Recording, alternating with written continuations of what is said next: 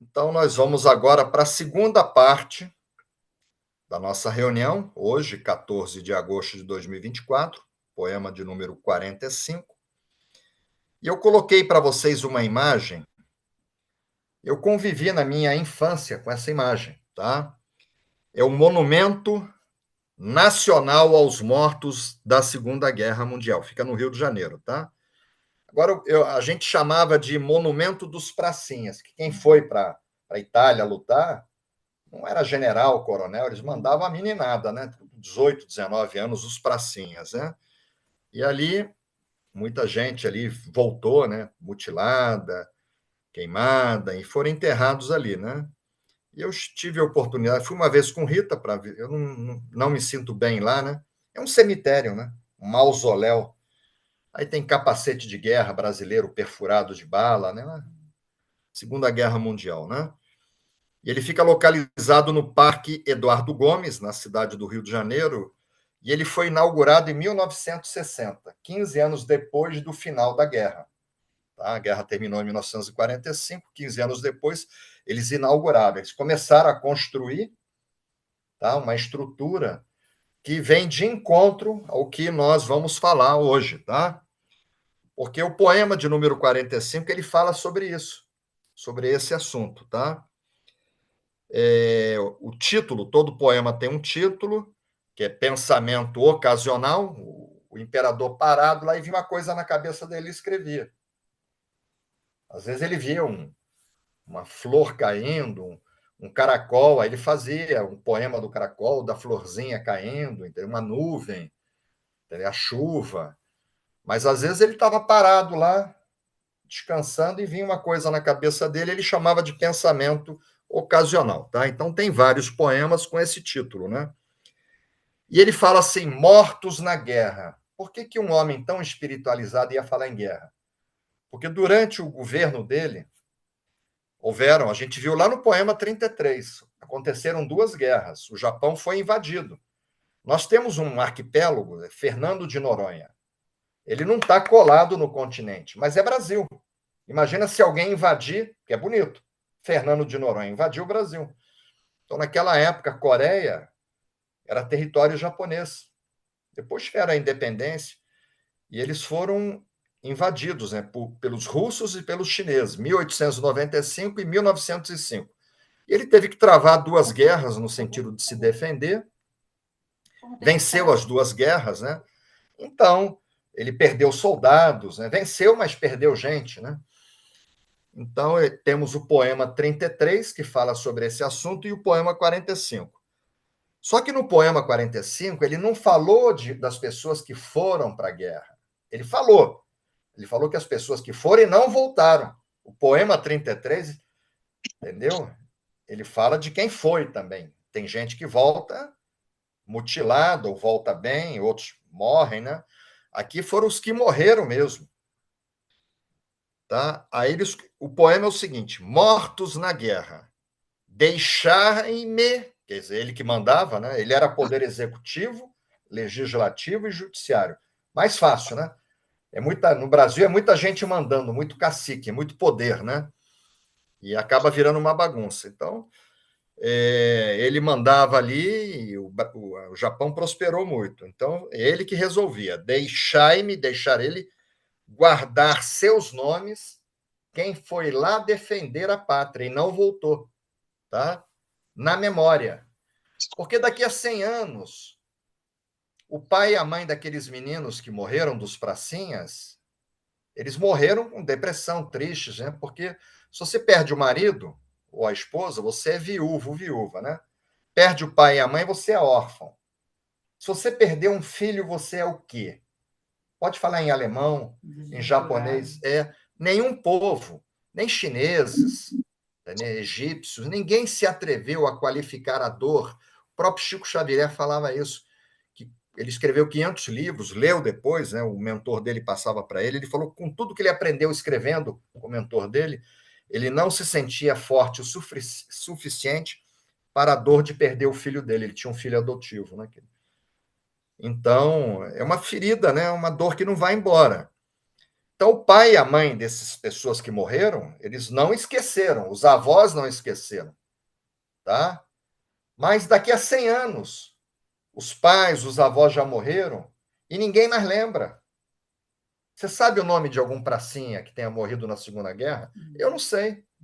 Eles foram lá na Itália, porque Hitler botou uns submarinos na costa brasileira e começou a afundar navio brasileiro. Por isso que o Brasil entrou na guerra.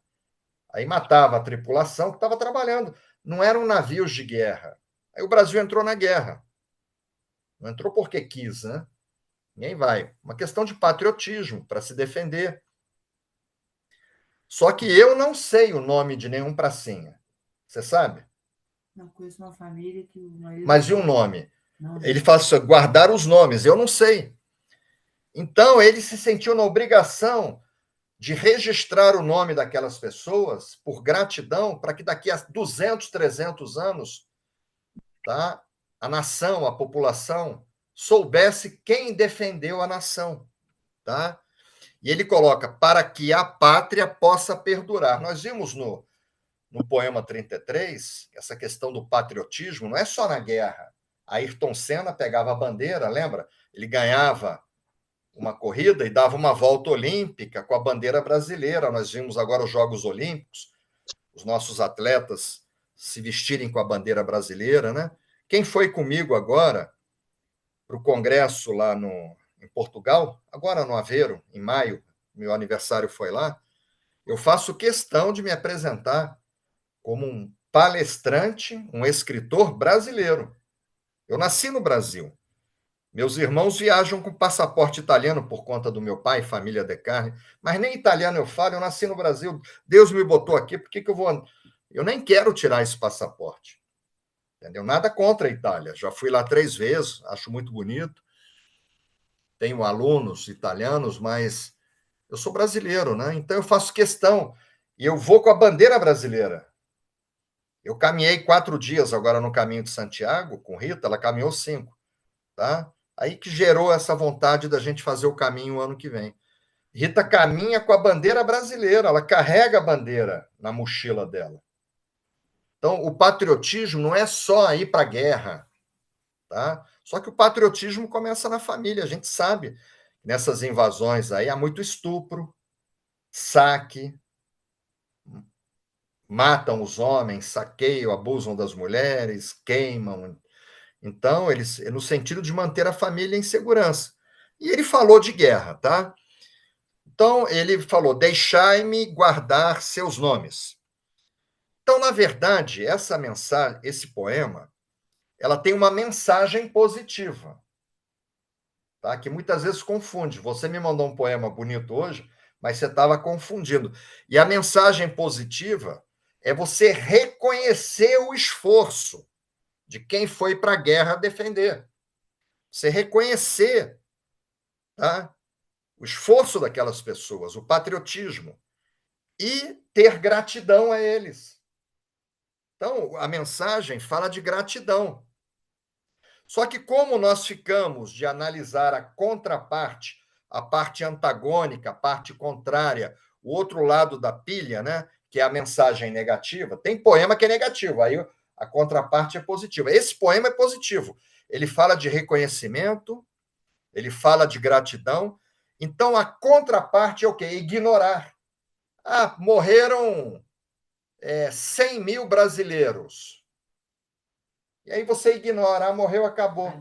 Então, isso seria a parte negativa. Você ignora, ah, morreu, morreu. Ignorar, tá? Ou desprezar a dor daqueles pais que perderam os pracinhas. E aí entra a contraparte, que é o quê? A ingratidão.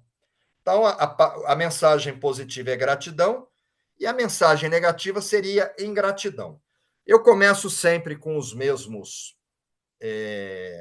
mesmas citações, né? Que é Isaac Newton.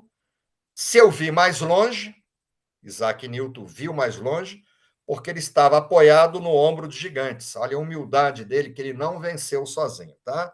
Então, vai fazer 300 anos, em 1727. Morreu Isaac Newton, daqui a 3 anos vai fazer 300 anos que ele morreu. tá? E ele é uma figura-chave da revolução científica, né? E entre os importantes princípios de Newton está a lei da gravitação universal, a decomposição da luz em espectros, né? Que a luz branca não é a mistura de 7 cores. E aí eu coloco uma citação minha, eu gosto muito da ciência, né? Que a ciência é o caminho para se chegar a Deus pela razão. Tudo tem que ter uma explicação científica e a gente tem que tentar unir ciência, a religião e a filosofia. Então a gente traz assim líderes religiosos gigantes, né, para tentar dar uma base sólida ao poema, né? E eu coloco sempre uma imagem aqui, até procurei uma mais bonitinha sobre a dualidade, um lado com luz, um lado na sombra, um lado a árvore está com folhas, outro lado ela está seca, né? A pessoa que está no lado da luz parece que está vestindo o daicomeu, o outro está depressivo, curvo, né? Um tem um caminho, o outro está estagnado. E aí eu explico que a dualidade são as duas perspectivas diferentes da mesma realidade. É a mesma pilha, o lado positivo e negativo. O mesmo planeta, o Polo Norte e o Polo Sul. Tá? Aí tinha um lado que está de dia, o Japão está de noite, vice-versa. Tá?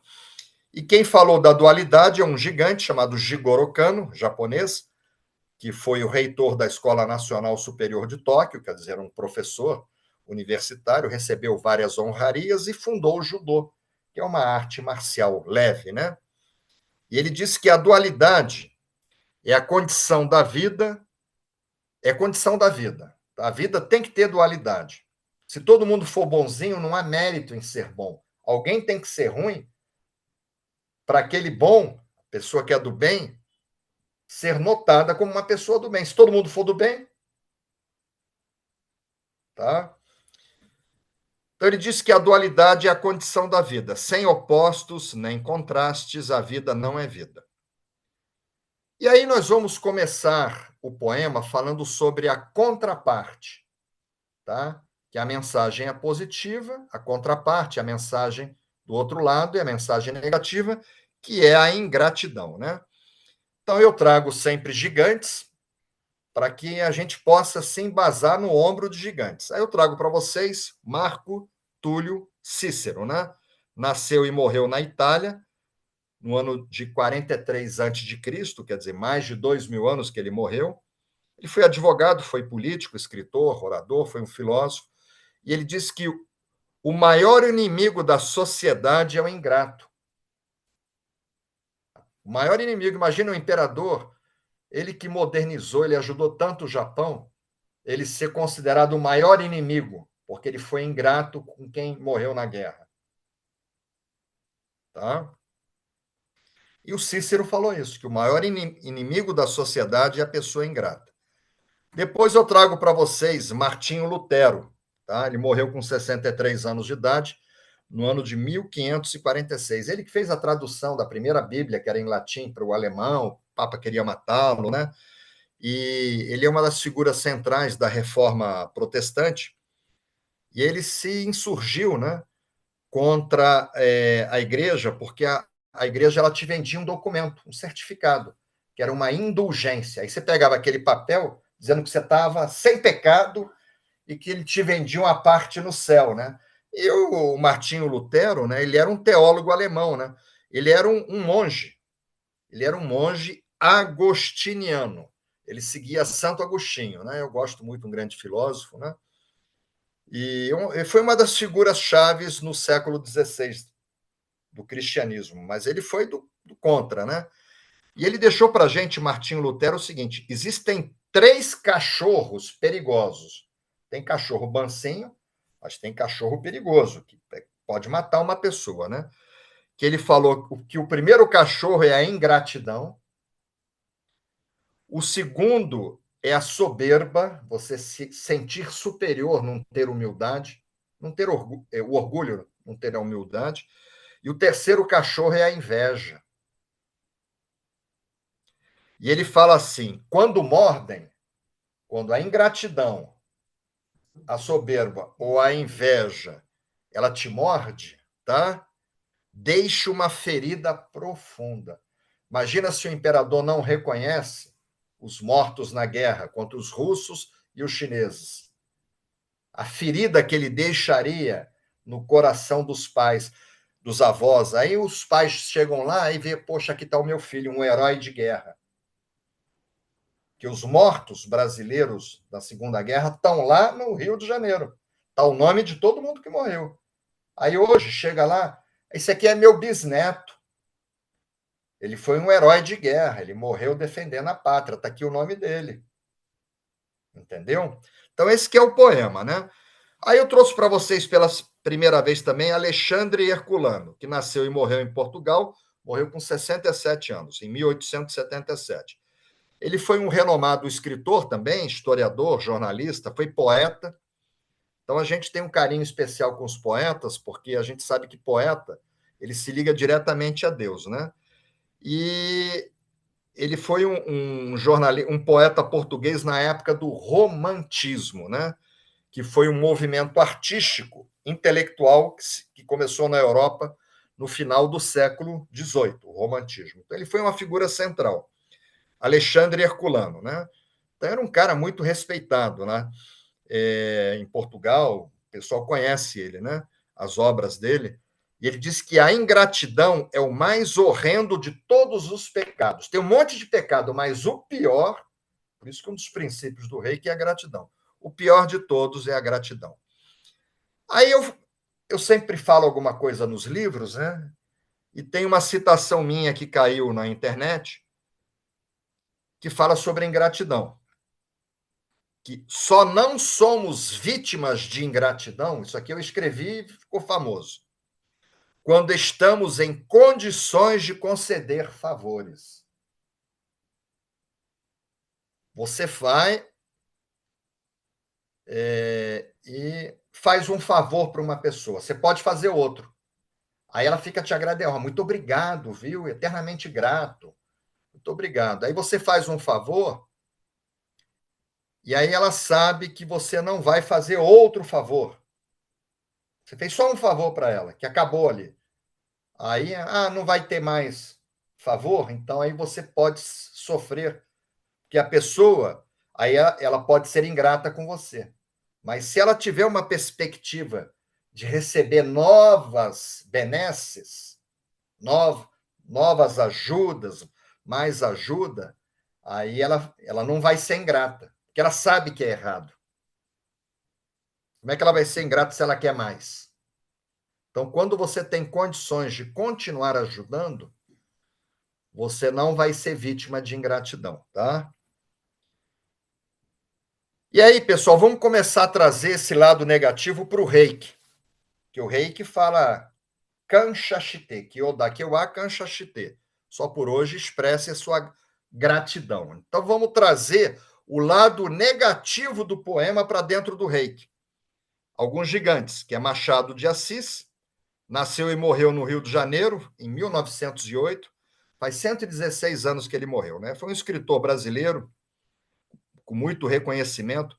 Ele é considerado o maior representante da literatura brasileira, muito respeitado, inclusive, em Portugal, em Angola, né? Machado de Assis.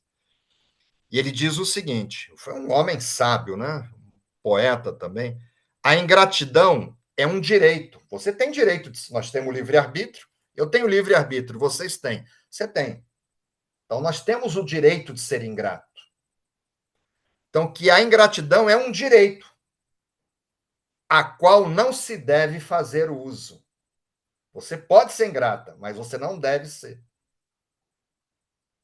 Entendeu? Olha aqui que Machado de Assis.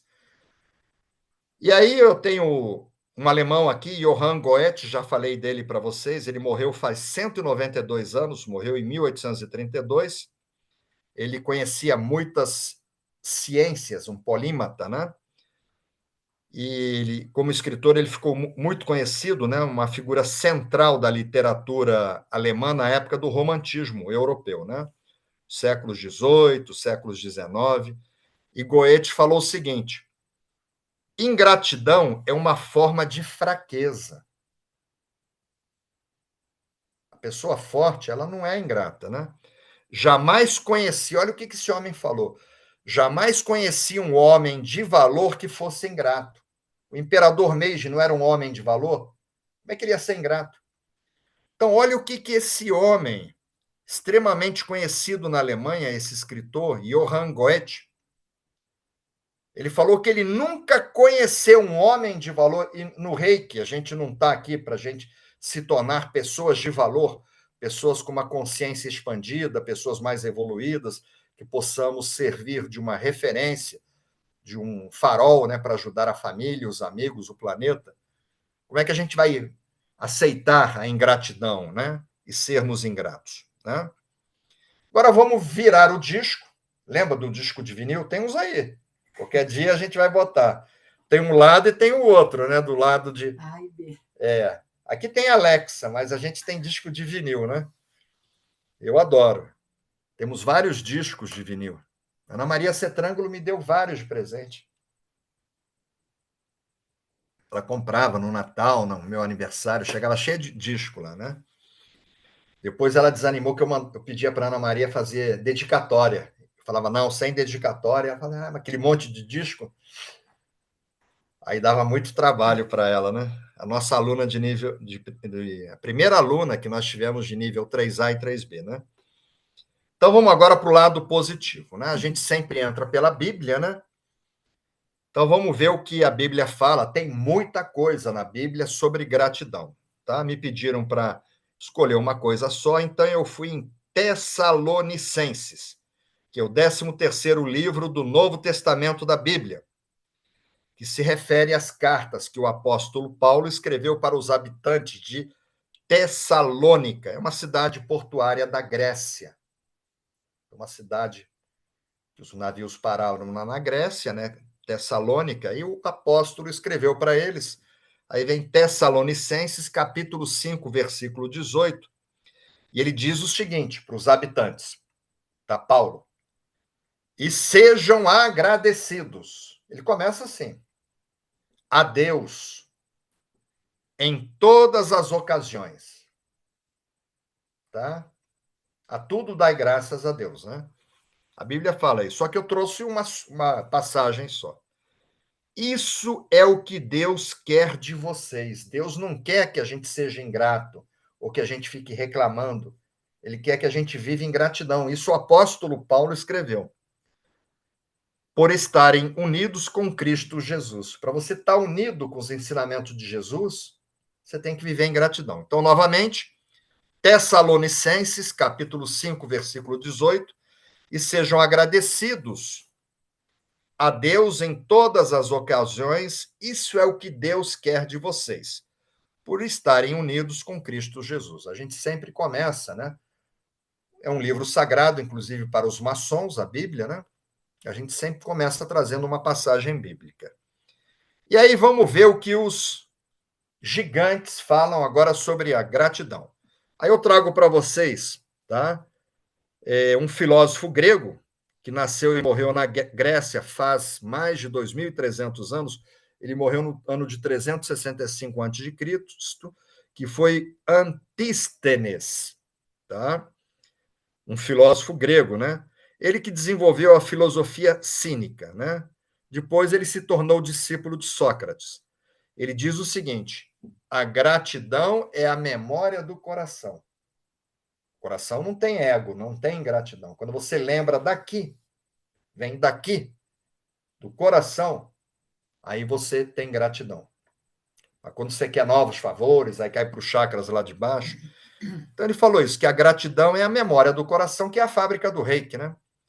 Depois eu trago para vocês outro gigante, que nasceu e morreu na Grécia há mais de 2.500 anos, tá?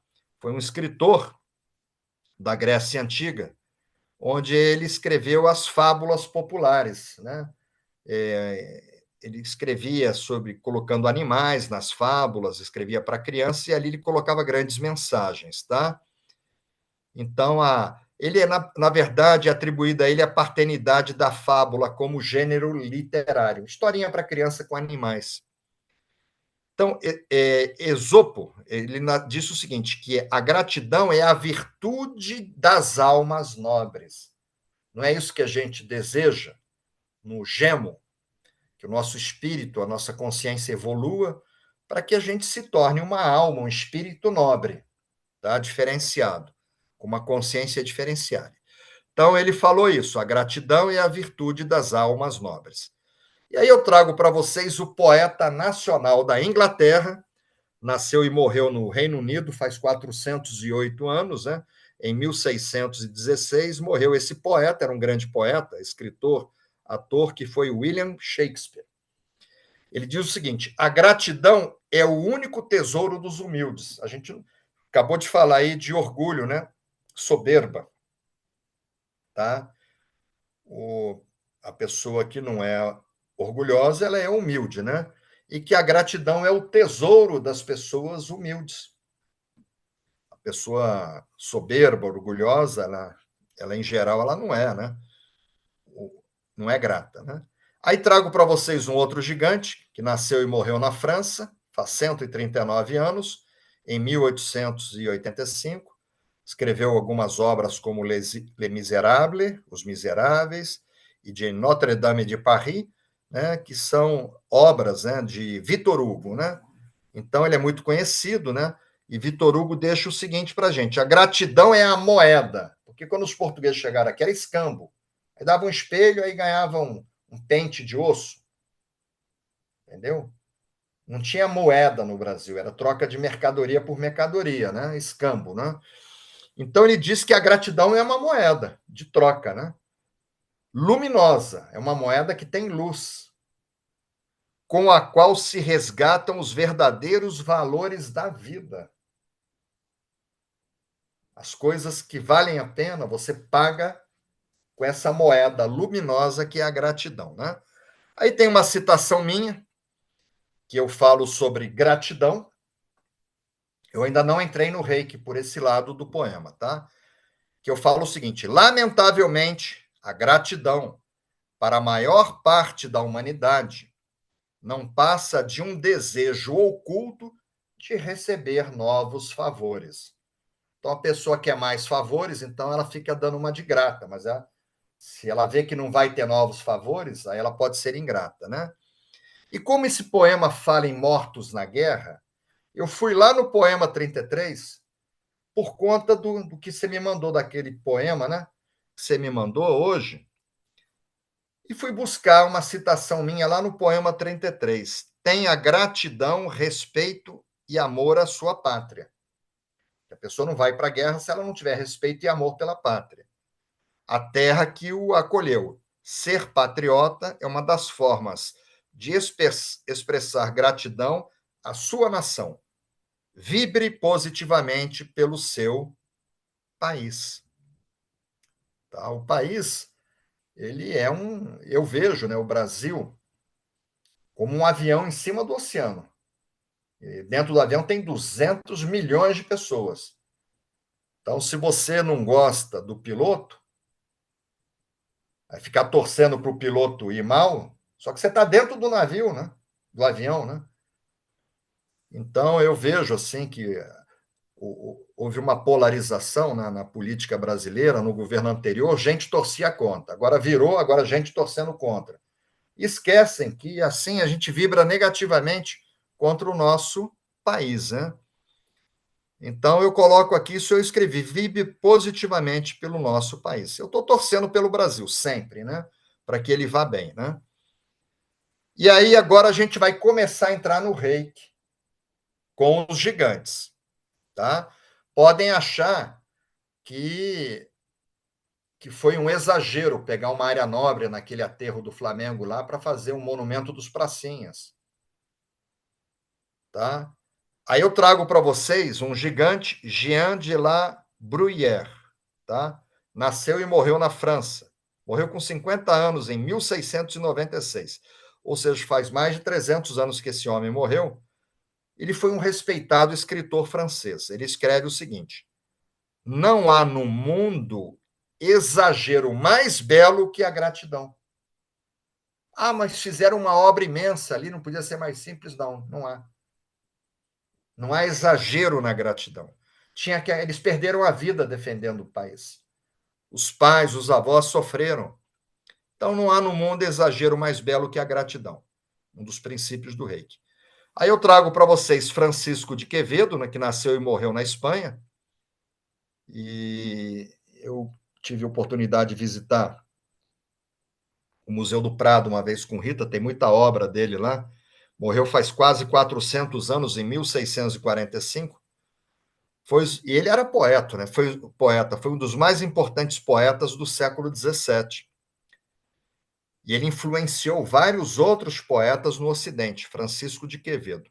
E ele diz o seguinte, que a gratidão é o principal parte do homem de bem.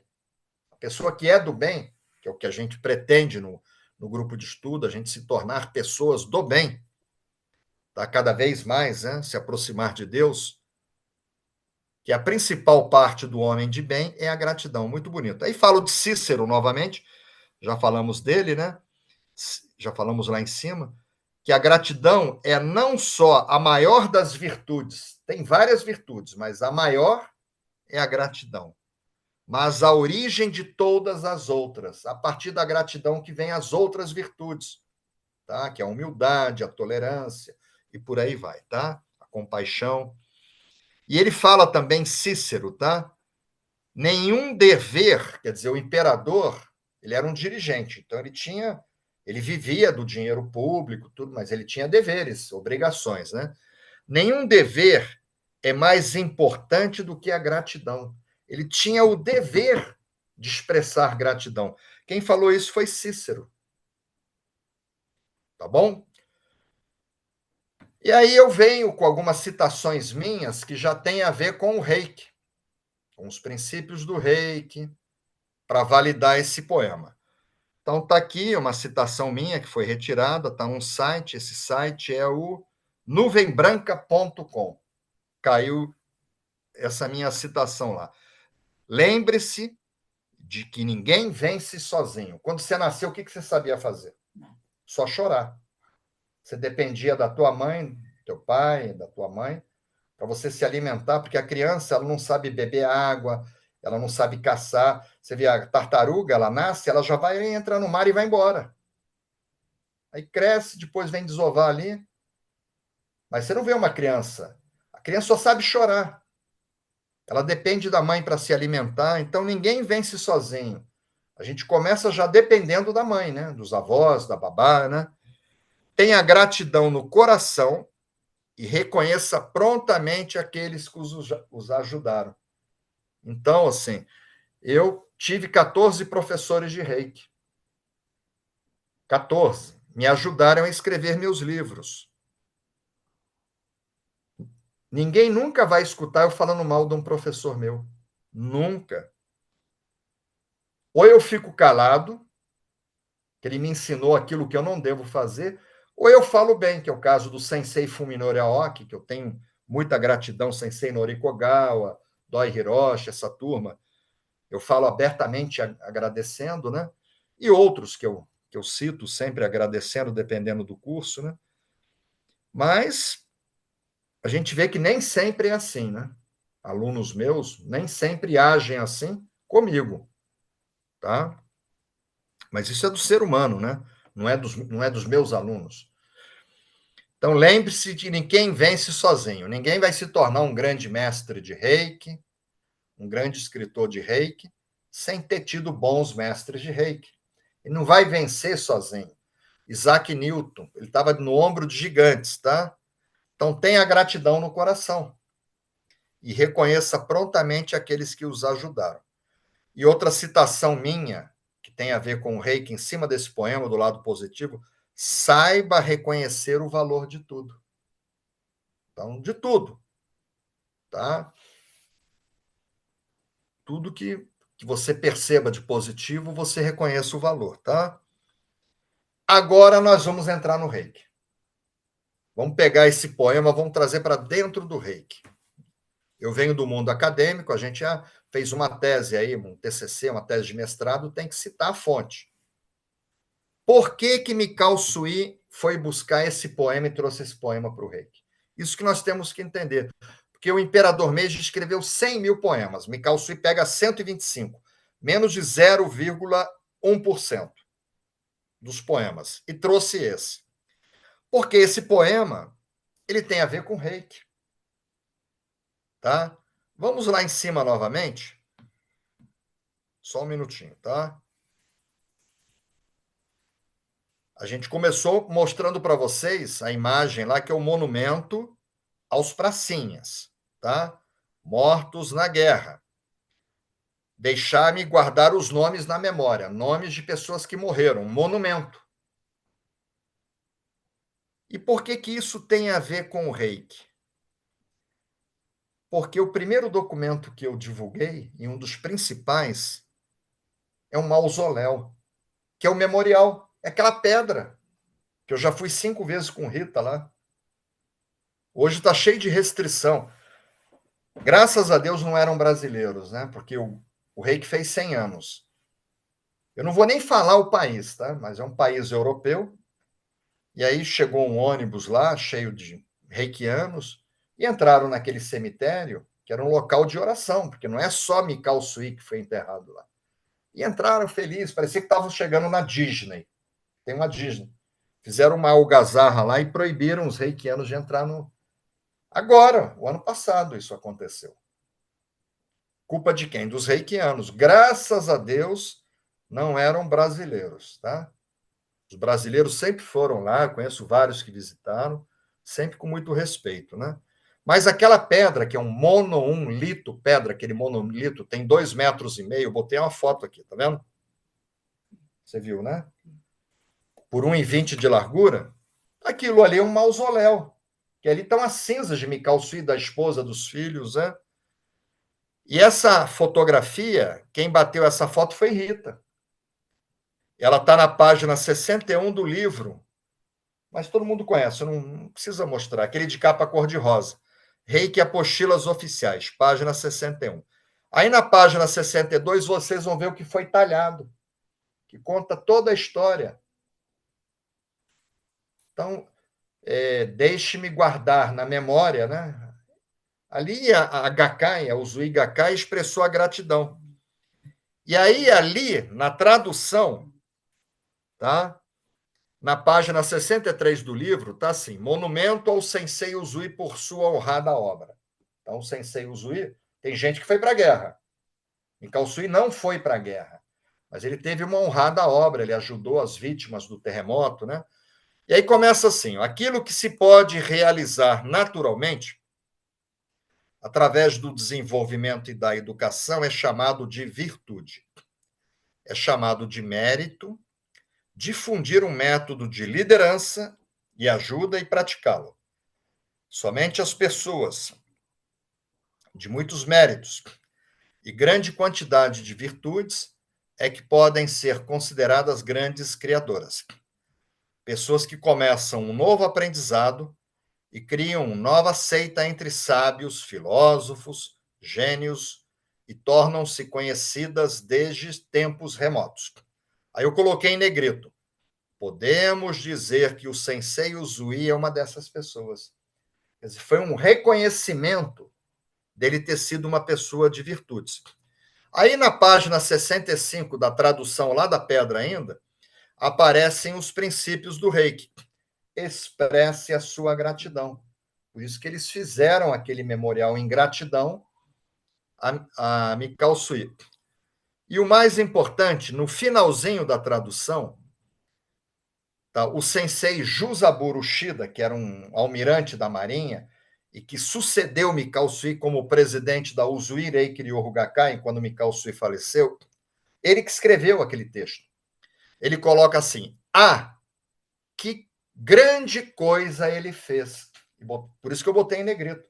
Ele reconheceu que Mikao Sui fez uma grande coisa: ter generosamente dado às pessoas o que sentiu e realizou por si mesmo. Aquela meditação, quando ele foi iniciado. Como resultado de nosso recente encontro e discussão de alunos, ele com os alunos decidimos erigir um monumento em pedra. É igual lá dos pracinhas, aqui no Rio de Janeiro. Eles fizeram lá. Decidimos erigir em seu túmulo. Se você chegar lá no Rio de Janeiro, estão os restos mortais dos pracinhas.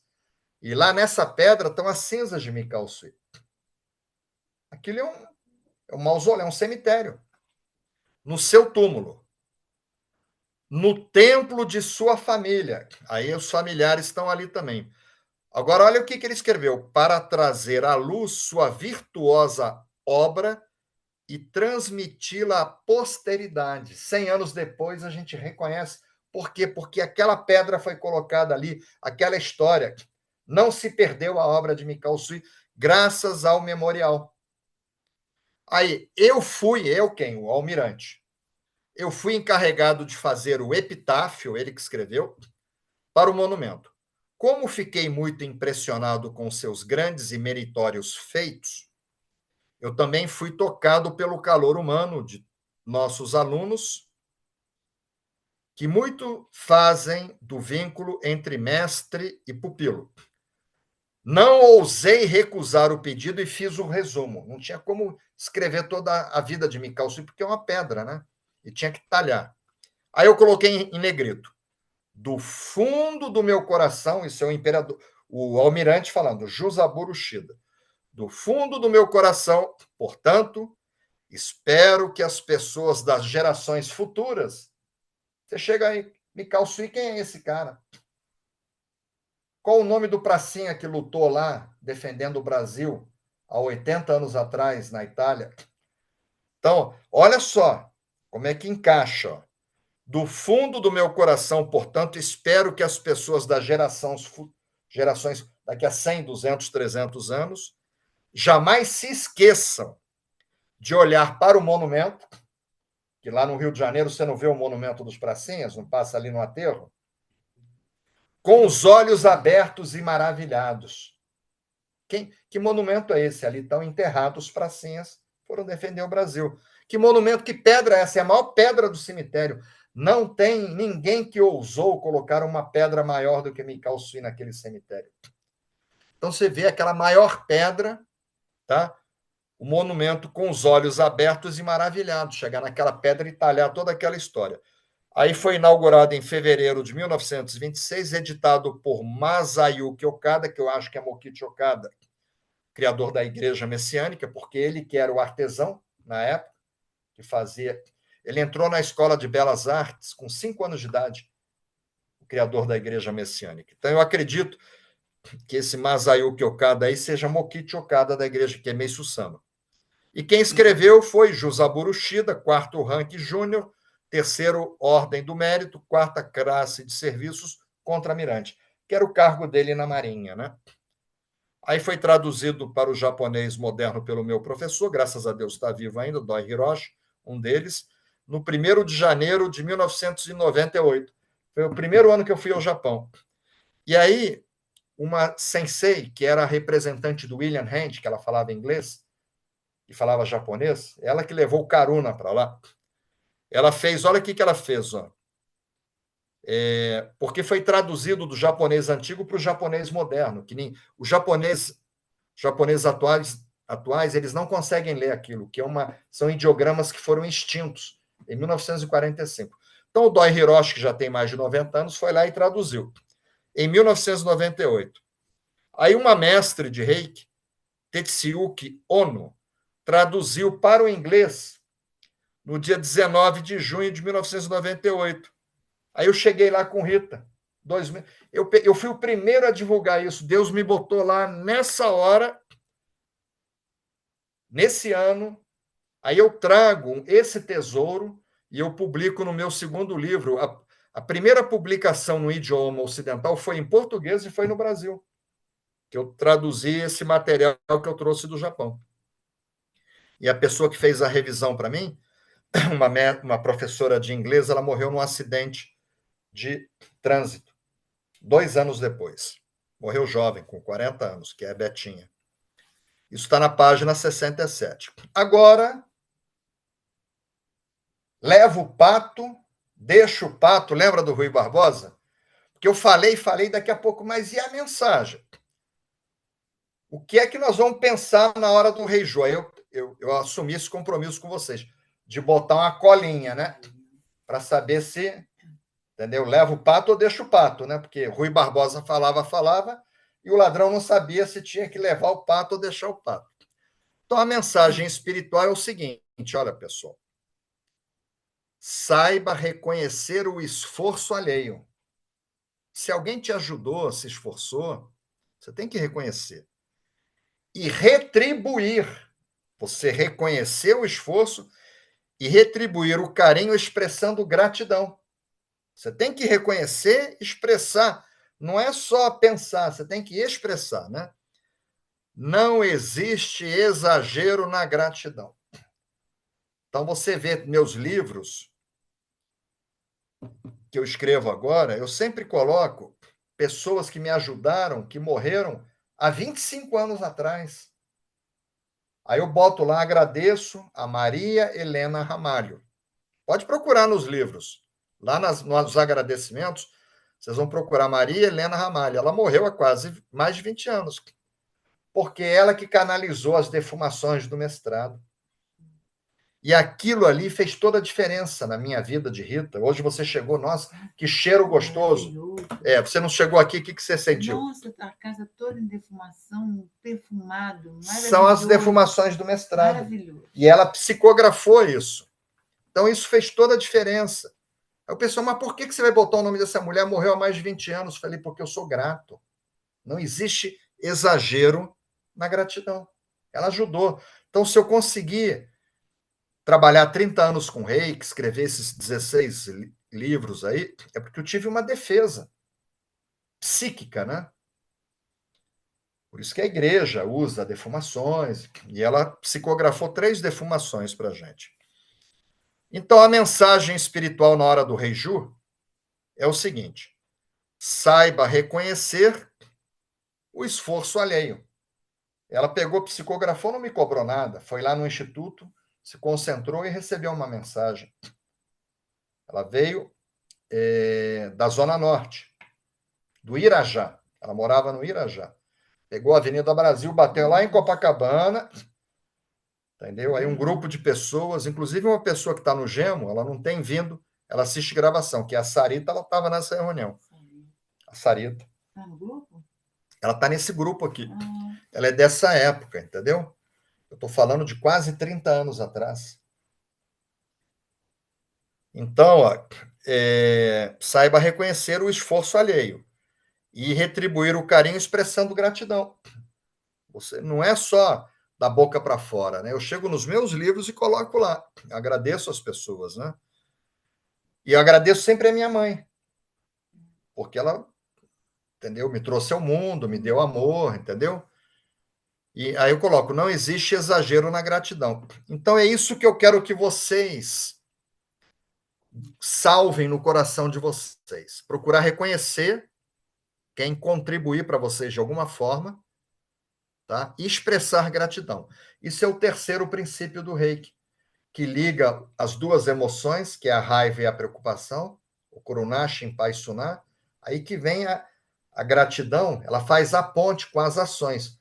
Fazer o trabalho com amor e honestamente, ser gentil, que são as ações. Então, as emoções e as ações, nos 5 princípios, o terceiro princípio é a gratidão. E a gente tem que reconhecer as pessoas que nos ajudam de alguma forma, né? Então, todos os dias eu faço autoaplicação, medito em cima dos princípios, e eu medito em cima desse princípio, Kyoda, Kyoa, Kanshashite. Se eu estou sendo grato, se eu estou reconhecendo o esforço das pessoas. Então, domingo passado foi o Dia dos Pais, a nossa secretária é de Caxambu aqui. Ela saiu daqui, foi com a gente, deixou de passar com o pai dela para fazer um bolo para mim. Depois você pede uma foto do bolo. Vou pedir a Rita para botar uma foto do bolo no grupo. Entendeu? Aí era meu sogro, né? E cunhados, concunhado. E meu filho estava lá também. Então a gente homenageou os 9 pais, ao número 9, que estavam presentes naquele momento. Pedi a Rita para botar uma fotografia do bolo, né? No grupo. Então, assim, eu estava lá, né? Falei, poxa, ela veio lá de Caxambu, ela deixou de estar com o pai dela, ela se dá muito com o pai dela. Ela é noiva, né? De estar com o noivo. e ela tem uma filhinha, né, que é o padrasto da filha, deixou de estar com esses pais ali para fazer um bolo para mim e para os pais, né? Então eu estava numa gratidão muito grande a ela, né? E as pessoas de uma maneira geral, né? A Rita, né? Bom, assim, olha, 20 horas e 38 minutos. Paulo Demétrio deve estar com o dedo no gatilho, hein? Paulo Demétrio. Tá aberto, Paulo. Se você tiver aí, eu dei boa noite para ele. Coloca a figurinha, por favor, tá? Já botou. Ninguém ganha dele. Já está aqui, Paulo Demétrio. Tum. E o pessoal tá rindo aqui, ó, fazendo bullying com ele, mas ele é rápido mesmo, sabe? E agora eu vou lá no grupo dos convidados. E o grupo está aberto, o grupo dos convidados, tá? Tem uma figurinha azul. Deixa eu ver quantos convidados. Nós temos 10 convidados. É sempre mais ou menos isso, 8, 12, 15. Tá? Alguns resolvem migrar para o grupo definitivo. Então, deixa eu botar aqui a figurinha no grupo dos convidados também. O pessoal saber que o grupo está aberto. Ok, pessoal. Estamos com 90 pessoas no grupo, tá? Carlos Ciampone, gratidão, mestre, Sensei Johnny, mestre Rick, entre todos que de alguma forma nos ajudam. Olha, a Rita acabou de colocar para vocês a fotografia do bolo. Você chegou a ver isso? Não. Olha o bolo que ela fez. Que bonito, azul. E ela colocou aqui uns gambás, tá vendo? Fica gambá mesmo, porque a gente cuida deles. Você não cuida dos cachorros e dos gatos? Gambá. Mas é o que tem ali, a gente está na roça, né? A gente cuida dos gambás, tá vendo? Aí eles estão, a gente botando, não podia trazer eles. Aqui tem tio de Rita, um irmão de Rita, concunhado. Esse aqui é um amigo de quase 40 anos, um sobrinho nosso, que foi pai aos 19. Esse é meu sogro, eu e meu filho. E esse aqui é irmão de Rita, é cunhado também. São os 9, né? Rita colocou para vocês a fotografia do bolo, tá? E a Cristiane Guzman falou assim: amo gambás. Ela gostou do. Olha, Cristiane, eu vou te falar uma coisa: a gente mora na roça lá. O gambá come escorpião, a gente tem muito escorpião. No nosso terreno a gente não tem. Nós temos uma aranha, chamada aranha armadeira marrom, altamente venenosa. E o gambá come as aranhas. Então, e ele come as cobras venenosas. Então, eles estão ali protegendo a gente.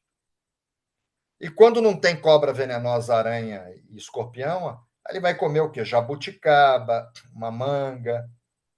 Eles comem frutas, entendeu? E a Cristiane falou que são tão fofinhos, pena que matam. Eu sou da ilha, lembra de mim? Aqui aparece por vezes. Sim, eu lembro de você, Cristiane. Lembro sim. E que aparece na Ilha do Governador. Eu me lembro que quando eu cheguei na Ilha do Governador, em 1968, tinha cobra venenosa ali, jararaca, muito caranguejo. Então é isso, tá? A Cristiane está no grupo de convidados. Estou falando com ela aqui no grupo dos convidados. E no grupo aqui do. Ela colocou outra foto aqui do bolo. Olha aqui. Olha os gambás. Tá vendo? Os gambás em festa, né? Gratidão, né? Pois é, estão protegendo a gente. E a Roseleide, que poema maravilhoso. Gratidão a todos os seus ensinamentos, mestre Johnny. Obrigado, muito grato. Eneida, gratidão. A Fabrícia agradecendo aqui. Bom, pessoal, eu dei uma cola para vocês, uma colinha aqui na mensagem espiritual, tá? Deixei bem claro aqui a mensagem espiritual, o pessoal está agradecendo, né?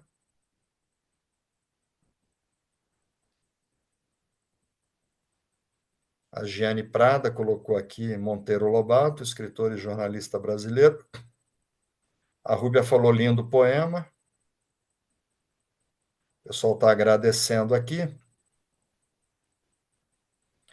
Bom, então eu vou marcar novamente para vocês a mensagem que vocês vão ter que refletir em cima dela na hora do Reiju. A pergunta é: podemos fazer o Reiju de expansão de consciência? Vocês entenderam? Maria Margarida falou lindo poema. Ah, tá, aqui. O pessoal está dizendo que faltou ler o poema. Exatamente, o pessoal sempre me lembra, né? Eu botei no roteiro, mas aí eu acabo não lendo essa segunda parte. Se empolga, né? Vamos lá, vamos ler o poema. Muito grato, aqui foi a Fabrícia Mais, faltou ler, muito grato, tá? Adriana, vamos ler o poema. Página 208, estou no livro. Página 208, análise do poema 45. Na página anterior está ele original, 31 caracteres, pelo link com a numerologia. Poema 45, pensamento ocasional.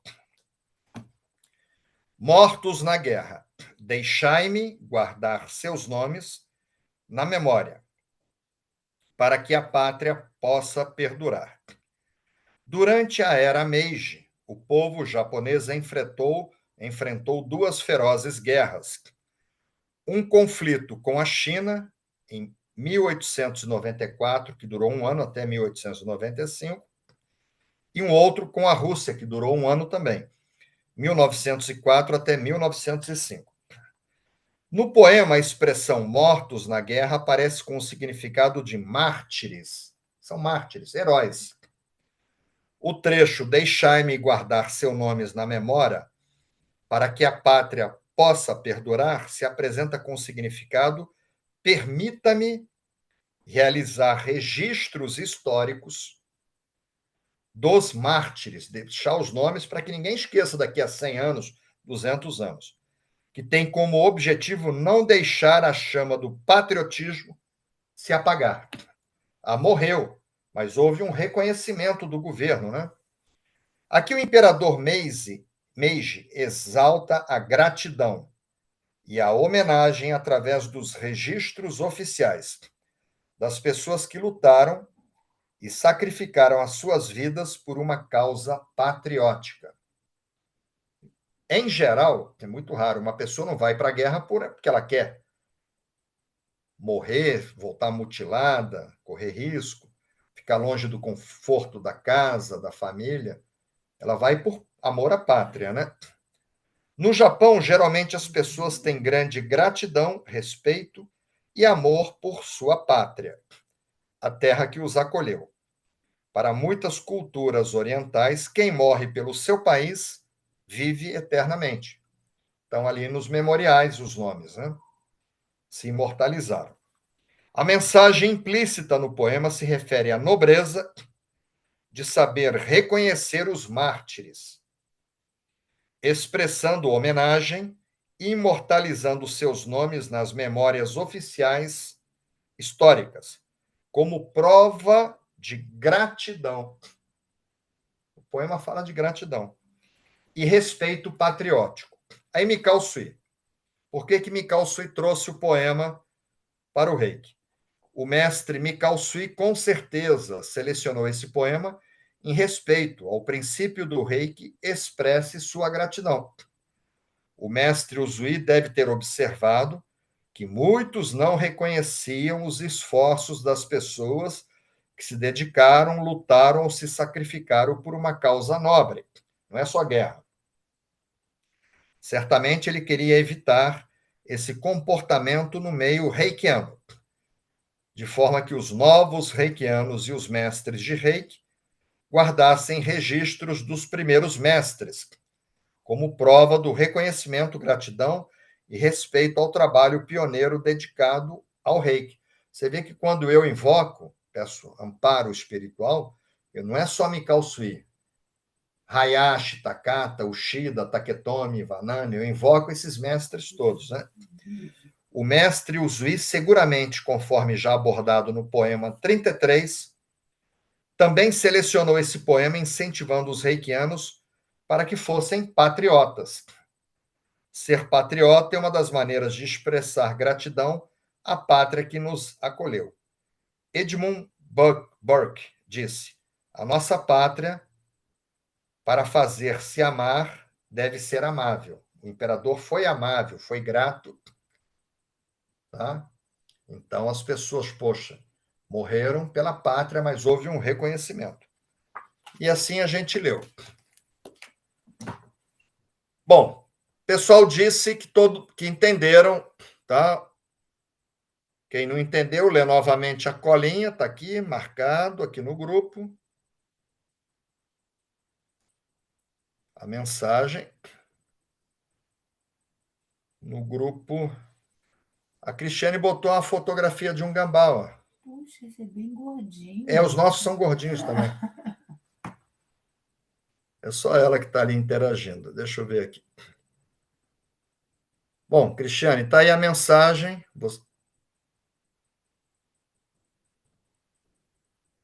Ok, então vamos lá. Vamos fazer o reiju. Fica com isso, mesmo você usando, mexendo aqui na coluna, vai com o casaco, Johnny? Pode, Tá bom. sem problema, tá? Deixa eu só beber uma água. Vamos nos posicionar agora. Agora é sem caderno. O único caderno que a gente usa é esse aqui, que é o caderno que tem o nome de vocês, tá?